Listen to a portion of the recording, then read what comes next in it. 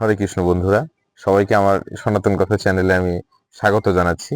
আশা করি সবাই ভগবানের কৃপায় সুস্থ আছেন, ভালো আছেন। আমিও মোটামুটি ভালো আছি। যদি আমার কথাগুলো আপনাদের ভালো লাগে, অবশ্যই সাবস্ক্রাইব করে আমার পাশে থাকবেন, আমাকে ইন্সপায়ার করার জন্য, যেন নিত্য নতুন আপনাদের জন্য অনেক চমৎকার সত্য, বস্তুনিষ্ঠ এবং শাস্ত্রসম্মত তথ্য যেন আমি উপস্থাপন করতে পারি। তো যাই হোক বন্ধুরা, আজকের যেটা বিষয় সেটা হচ্ছে যে আমরা সনাতন ধর্মাবলম্বী যারা আছি বা যারা অন্যান্য ধর্মেও আছি, আসলে কথাটা সবার জন্যই প্রযোজ্য। আমার আজকের কথাটা এই গরুর পুরাণ থেকে ভগবান শ্রীহরি গরুরকে আসলে যেসব মানে কথা বলেছিলেন, সেগুলো তো আমরা জানি যে আসলে যারা স্টাডি করি তারা আসলে জানি যে গরুর পুরাণে আসলে কি কি বলা আছে। এখানে কিন্তু প্রত্যেকটা মানুষ, প্রত্যেকটা ব্যক্তির কিন্তু আসলে তাদের লক্ষণ সম্পর্কে চমৎকারভাবে কিন্তু উপস্থাপন করা আছে। আপনি যদি স্টাডি করেন, আপনি অনেক কিছু জানতে পারবেন, অনেক কিছু বুঝতে পারবেন। আমরা আশেপাশের মানুষের কাছ থেকে না শুনে আমরা শাস্ত্র বিশ্বাস করি, শাস্ত্র মেনে চলি।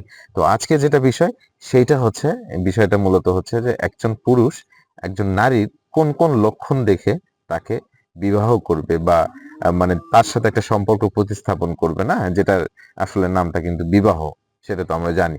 তো গরুর পুরাণে ভগবান শ্রীহরি যেটা বলেছেন গরুরকে, যে বিষয়টা এরকম যে যেসব নারীর পদযুগল, অর্থাৎ আপনার চরণ যুগল, যে পায়ের যে আঙ্গুলগুলো আছে, এই আঙ্গুলগুলো যদি মোটামুটি সবগুলোর সাইজ যদি একই রকম থাকে এবং কাছাকাছি থাকে, এবং এই যে পায়ের যে আঙ্গুলগুলো, এই পায়ের আঙ্গুলগুলো যদি পরস্পরের সাথে লেগে থাকে, আমি কিন্তু এই বিষয়টা একটু খেয়াল করতে হবে। যদি পায়ের আঙ্গুলগুলো মোটামুটি সমান থাকে, যে একটা খুব বেশি বড়, খুব বেশি ছোট তা না, মোটামুটি সমান, মোটামুটি কাছাকাছি, ছোট থেকে বড় যেমন হয় আর কি।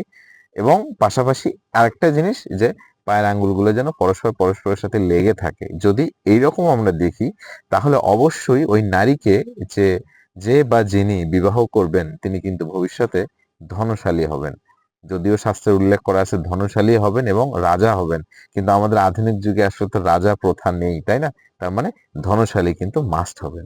তো আমরা আমরা আসলে যখন বিবাহ বা এই ধরনের চিন্তা ভাবনার মধ্যে দিয়ে যাব, আমরা যদি এই দুইটা বিষয় খেয়াল করি, তাহলে হোপফুলি আমাদের সবার জন্য অনেক ভালো হবে।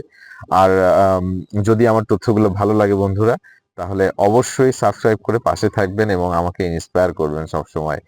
আর আরেকটা কথা, যদি আমার কোনো তথ্য আপনাদের মনে যদি সামান্যতম কষ্ট দিয়ে থাকে, আমি তার জন্য করজোড়ে ক্ষমা প্রার্থী। আর ক্ষমা সুন্দর দৃষ্টিতে দেখবেন। সবসময় ভালো থাকবেন। আর আরেকটা বিষয়, যে সবসময় চেষ্টা করবেন, বিশেষ করে যারা আমরা সনাতন ধর্মাবলম্বী আছি, আমরা শাস্ত্রের সাথে থাকি, শাস্ত্র জানি, নিজে বুঝি, নিজের ধর্ম মানি।